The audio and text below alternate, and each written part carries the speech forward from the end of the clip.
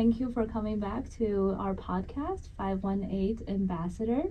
Today we have a very special guest with us, Mr. Kevin Cassidy, Director of the International Labor Organization of the United States and Canada. So welcome. Thank you, Jennifer. Glad to be here. Thank you so much. And we've been having a lot of fun touring the capital region this morning. So what do you think so far of your visit? You know, the Economic Opportunity Center that we had visited was exhibiting a lot of the activities that we would recommend internationally. So the idea about getting people skills so that they can earn a living for themselves in cosmetology and welding and in electrical engineering. These are fascinating opportunities and times now because you don't always need the 4-year college degree in order to go on and have a good job. The trades have traditionally been a very solid place for people to earn a good living for themselves, to have a better life for themselves and their families. And increasingly now, as we're looking at building a more resilient environment regarding climate change, those skills are going to be very important. So we were having the discussion in the roundtable luncheon, and they were talking about the wind farm possibilities that will be taking place very soon and creating those jobs here. I mean, all of this is really on point. People need to know that they can find jobs for themselves, that they will have skills and talents that they can trade for a fair remuneration and a good life for themselves. Absolutely. Yeah, we're very lucky to have some great resources and great people who are dedicated to developing the workforce and connecting our communities. So why don't you tell us a little bit about yourself and the ILO? What is your role and what is the mission of the International Labor Organization? Yeah, I myself started working at the UN right out of undergraduate. So at 21, I walked into the UN, I talked myself into a job, and now 40 years later, I'm still there. The International Labor Organization, I've been with them now for about 22 years. It's one of these really unique institutions. The International Labor Organization is a technical agency of the UN, but it predates the UN. We come out of the Treaty of Versailles at the end of World War I alongside the League of Nations. And our job was really to help set the rules of the game. Basically, how does the capitalist economy operate? Because back in 1919, the capitalist model was one of many competing models at that time. But there were no regulations. They didn't know how it should be operating. And the one thing that the World War I had taught the world was that you had to treat people with dignity and with fairness, and that people have inherent rights. So when we started, working in this collaborative model, and that collaborative model, consists of what we call the tripartite approach. This is very different from the UN, which has a intergovernmental approach. So the ILO with the tripartite takes the governments, the workers and employers organizations, and they sit down at the table as equals and discuss what the world of work will look like. In addition to that tripartite approach, the ILO is also a normative agency. And what that means is that the ILO helps set the governance, the rules of the road for the global economy. Our conventions are on hours of work. They're on occupational safety and health. It is about eliminating child labor, forced labor, human trafficking, eliminating violence and harassment in the workplace. It's about encouraging better models of operation. So the ILO has a very unique role because it sits at the nexus of the economic, the social, and the political. We see throughout the years that when people feel that they have no opportunity for a better life for themselves, that can really create anger within a society. And eventually that anger, if widespread enough, spills out into the political sphere. So people just want to know that they have a good opportunity for themselves to earn a living so that they can provide for themselves and their family. So by doing that in the world of work, we're able to address that technology in order to enhance their job skills and job opportunities in the future as well. So we're not going to stop technology from happening. It's been there, it's always been there. It's the thing that helps us actually do more with less in many ways. And we're in an economy here in the US which is more of an innovation economy. But we also work in places where people are still in subsistence agriculture. We're working in places where people are still doing the manufacturing. We are looking at different places that, have challenges. So not everyone is at the same level. So it will also help these other countries if we get it right in the developed countries and in places where AI is being developed. And it's not only in developed, it could be in developing countries because talent can be found anywhere.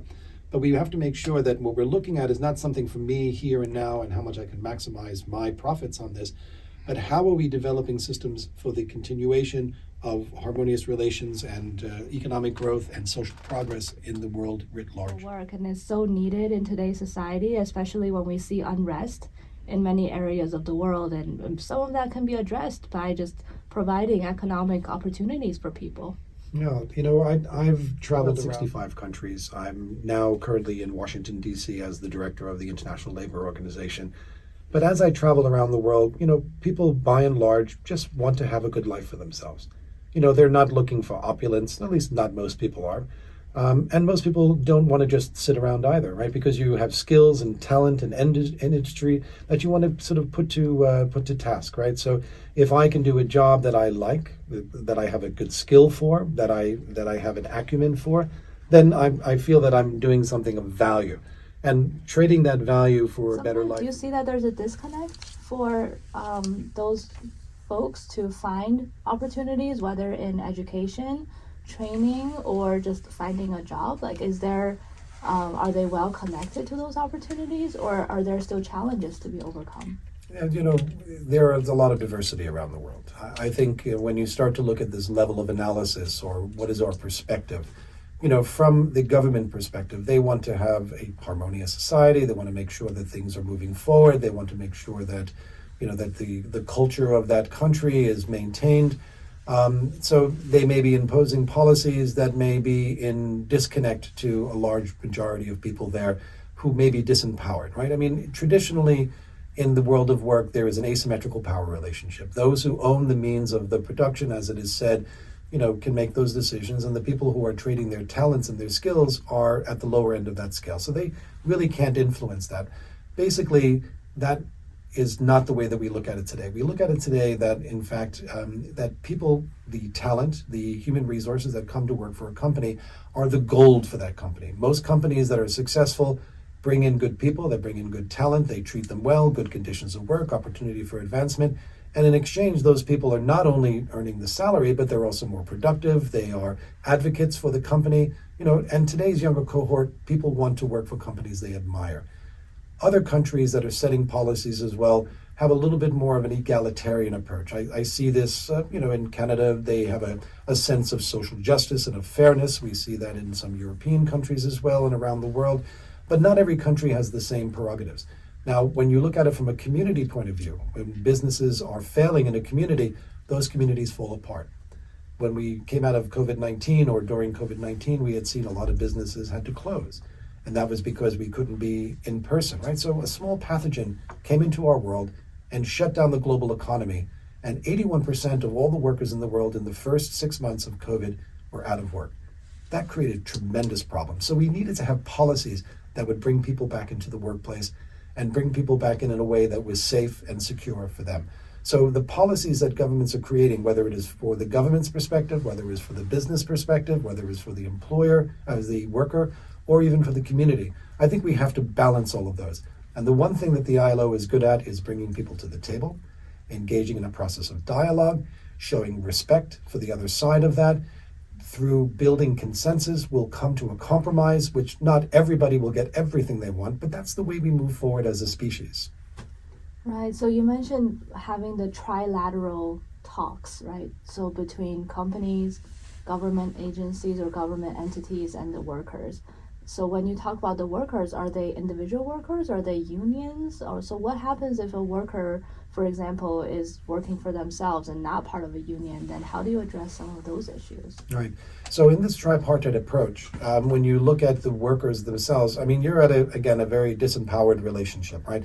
I mean, a worker who is, in a company 1 year, 5 years, 10 years, can't just walk into the CEO's office, right? They can't go to the board and demand things, right? So what you need representation. So in the ILO, we have what we call fundamental rights. And one of the fundamental rights, and it's a fundamental right in the Universal Declaration of as well too, which this is its 75th anniversary, is called freedom of association and collective bargaining. So that means that as a worker, if I'm in a company and I have representation, and I can actually have my representative say, I would like to negotiate a higher salary. I haven't been given any raises in the last few years, or I need, childcare benefits, or I need a housing allowance, or I need more time off. So that negotiation has to take place through your representative. So for the workers, it always is through the association or through that employer's, the workers' union itself. When you're at a business level, you also have the right for freedom of association and collective bargaining. You have chambers of commerce, you have sectoral agencies that people are part of that look after their interests, that are sharing knowledge about how they can improve their positions and to their operations in the world today. So this idea about coming to the table as equals, being able to negotiate in a free and fair, open way to ensure that you're looking after the benefits of your side, right? And we shouldn't see ourselves on either side. We should be seeing ourselves working together, because no business is going to be able to move forward without any workers. And no worker has a job unless a business creates it. So we are in this symbiotic relationship that we need to work together. Absolutely. So you mentioned the pandemic kind of throwing a wrench in things, right? So what do you think have been the biggest impacts coming out of COVID, and what do you see as some major trends globally that impacts the workforce now that we're post-pandemic, so to speak? Yeah, the pandemic had laid bare some of the trends that were already happening. So, for example, when we did our report, the ILO turned 100 years old in 2019. And during that year, we were looking at the future of work. What would the future of work look like? But what it was prefaced on were a number of mega drivers of change. So some of those mega drivers of change are climate change, right? Mitigation techniques against climate change. This is real. It's happening. It will impact upon people, the land, and our economies. We were also looking at hyperglobalization, right? We were very much intertwined into the global network of supply chains, and these were hit very hard during COVID-19. You also had the drivers of labor migration. Many people who are in places that there aren't access to decent work, or they're fleeing persecution, refugees, they need to go and find new work for themselves. So that was also changing the way in which we were looking at the work. And there were a number of other ones like digital technology, which was displacing workers. And now with the advent of generative AI, we're seeing the world of work starting to change even more so. So it amplified and laid bare a lot of the problems that we had in society policy-wise before. Yeah, and what do you think companies or countries are addressing that? Because I know earlier today we talked about the demographic change, especially in the U.S. as well, having fewer younger workers. What do you see are some of the policies that we should expect in the future? Yeah, so demographics was another mega driver of change as well too. So, for example, you look at some countries that have an aging population. So we see that it's happening in the U.S., but it's happening in Italy, it's happening in Japan, and a number of other countries as well. And those are workers, the older workers that are phased out of work. Sometimes they have Social Security, sometimes they have other measures in old age that'll pay for that. If you don't have a lot of young workers coming into the workforce, how are you going to pay for those benefits, right? So really creating challenges. Other countries will have the reverse situation. So, for example, Africa as a continent, and there are 54 countries in Africa, so very different in themselves, but by and large, they have a reverse demographic where there's a very young cohort of people as well. Now, the challenge they have is to be able to train people for jobs and take advantage of that for the future themselves. So the policies that we're going to have to enact in this very difficult and complex environment is looking at a human-centered approach, right? So we have to focus on what is helping individuals, right? Introducing technology for technology's sake that may be at disadvantage to humans, it could be a problem. So, for example, when you're looking at writing algorithms are running many things for us today. When we're going on the internet and we're looking, whether it's Google, or it's amazing sometimes that when you go online and you start to see, oh, well, I was just thinking about this, and an advertisement pops up, right? So right. It looks at the individual. There's a lot of technology behind that. It's analyzing you as a customer, right? And that's going to be changing things for yourself, right? So there are lots of parts about the new world which is going to be very difficult. The policies that are going to have to be put in place in order to ensure that people are the ones who benefit from this. It just cannot be a one-sided deal. And again, technology is meant to aid humans. But then moving forward, as we look at it, we're not going to stop technology. Humans with technology will always be better than humans without technology. And technology has always been changing, whether it has been from a paddle boat to a sailboat, whether it has been from a horse and carriage to a train to an airplane, whether it has been from looking at analog computers now to these digitals or quantum computers and so on. So the world has always been changing. So we're not stopping that. That's human ingenuity, and that's a wonderful thing to celebrate. But we have to ensure that that helps the human species as we move forward, not just in this country or this continent, but around the world globally, because we are all interconnected in that way. Yeah, it really needs to be a collaborative effort. Earlier, we also talked about the impact of mental health on work and also the advent of remote work and Traveling how that. around myself across the United States, and recently I've just come in from Seattle talking about violence and harassment in the workplace. I was in Minneapolis talking about mental health with the National Safety Council. I was in Canada at the Canadian Labour Congress talking to them about freedom of association, collective bargaining, the voice of workers, and then also with the employers in Ottawa talking to them about their business plans in the future and how they should be looking at the workforce as their most important resource. So, it's been a real privilege of mine to travel around and understand the world of work a little bit better in the countries in which I'm responsible for, having spent most of my time overseas. And I just have to say that, we all experience work in different ways, but work is the common element that pulls us all together as a human species as well. Wonderful. Thank you so much for your time, Kevin. It's such a pleasure to host you. I just remind all our listeners to subscribe to our podcast, give us a like, and please visit our website, www.iccralbany.org. Thank you.